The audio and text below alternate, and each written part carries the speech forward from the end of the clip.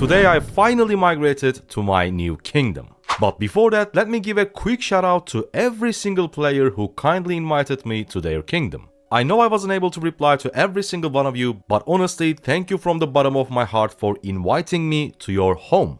And if there is anyone that I missed for some reason, definitely let me know in the comment section down below so I can apologize in person. Now, let me walk you through the process of how I decided to join this new kingdom. I was going over the post on the recruitment section of Rise of Kingdoms official Discord, and this one really caught my attention. 9 KBK wins out of 12, fixed MG is quite important, not because I'm going to compete or anything, but it signifies that it's an established, well-organized kingdom. Title system via Discord, which is also another indication of the kingdom's organization level. And they were also not looking for any rally or garrison leaders, meaning that those roles are already occupied by active high spenders, which means gold chests. And last but not least, they were number 1 on deaths, number 1 on healing, and number 1 on kills in their latest KVK. So far, looking extremely solid. Once I got all the information from their Discord post, it was time for me to go in-game and check the kingdom and the alliances. Here is a 9 billion power alliance, but with minus 30 members. Alliance leader with 27 billion kill points, our force with 7, 8 or 14 billion kill points. Alliance gift level is level 34. Like, this kingdom and alliance was looking like a dream place to be a part of it. So I messaged to the recruiter, King79. He was too kind and very helpful regarding the migration process, but I had to wait 2 weeks for their KVK to end, and my previous kingdom 2884, shout out to them as well, because they were too kind to not only provide me the passport pages that I need, but also they let me stay in one of the top alliances even though they already knew that I was going to leave pretty soon. So thank you 2884, and I highly recommend that kingdom to anyone who is looking to migrate. After a long wait, the day has finally come and the kingdom was open for migration. The kingdom I joined, our new home, is Kingdom 1, 8, 2, and 4. 1824 is our new home and TS24 is our new alliance. There are 2 main alliances with 10 plus billion power, VL and TS. Both of them has insane players with very high number of kill points. Pretty much the only difference is basically the time zones. One alliance has more EU-based players while the other one has more US-based players. But the good thing is people can just move freely between both alliances, which is great.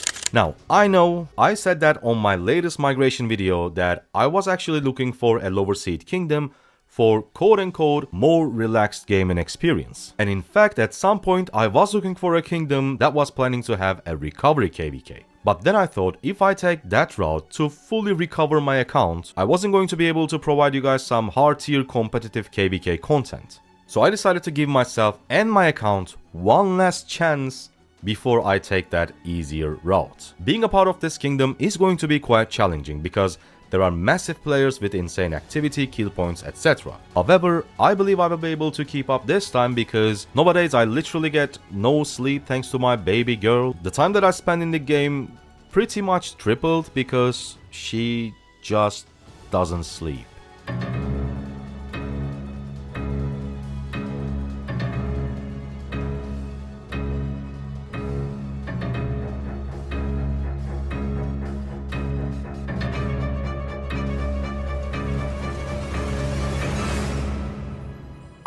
Now let me tell you guys my short-term goals in Kingdom 1824. Basically my aim for the next KVK. Goal number 1, and that is the top priority, is reaching my Kingdom KVK contribution target. That's an absolute must for us since we just joined this kingdom.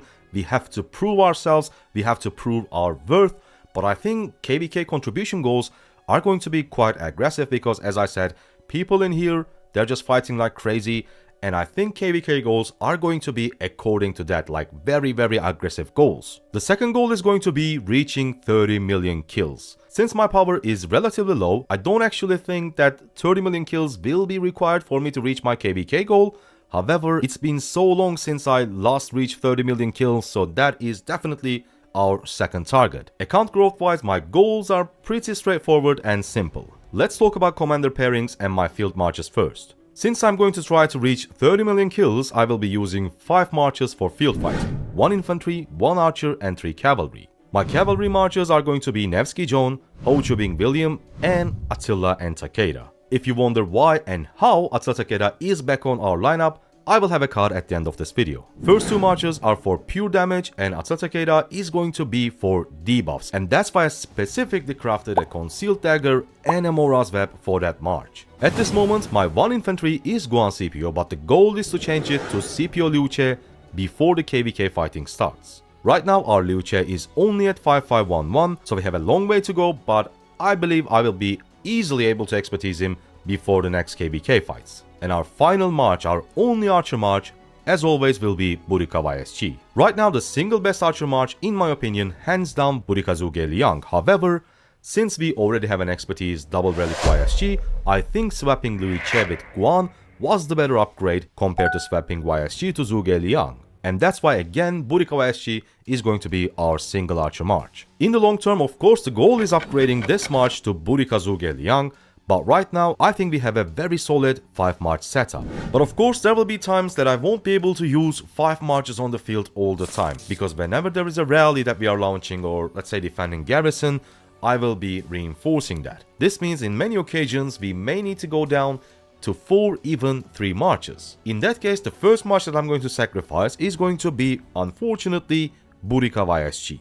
And the only reason is it is our slowest march. There is no way Burika YSG can keep up with our 3 other cavalry marches, and since they deal so much damage, they get targeted so fast and they need micromanagement, like very careful micromanagement if you want your Burika YSG to survive on the field. And if we need to go down to 3 marches, this time depending on the situation we can either stop using Attila Takeda or CPO Liu Che.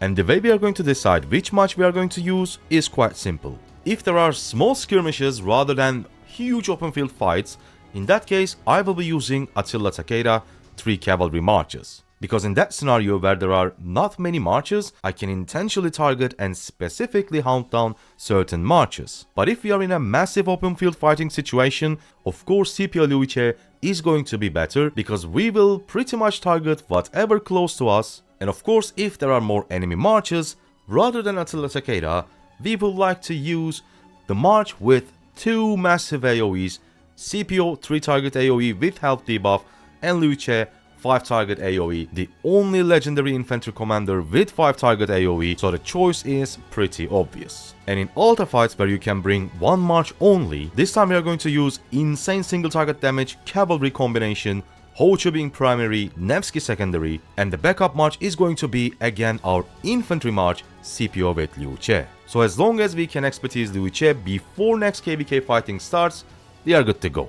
Equipment wise, I am perfectly fine with the equipment on Nevsky and Ho Chubing, and even though the equipment on Nevsky is certainly upgradable, I have other priorities right now, such as at least crafting a blue/epic set for my Attila, crafting accessories for my infantry march, and upgrading my archer equipment to 4 pieces legendary archer sets. Also simultaneously, like in the meantime, I'm going to try to upgrade my armaments, with inscriptions and everything, but in my opinion, the whole system is very luck based and it's not reliable for non-high spenders, so we can only hope for the best. Anyways, I cannot wait to bring you guys some top tier competitive KVK content from our new home. I have very aggressive goals regarding accounts progression, but hopefully we will be able to achieve them. And as always, I will keep you guys updated all the time with fresh videos.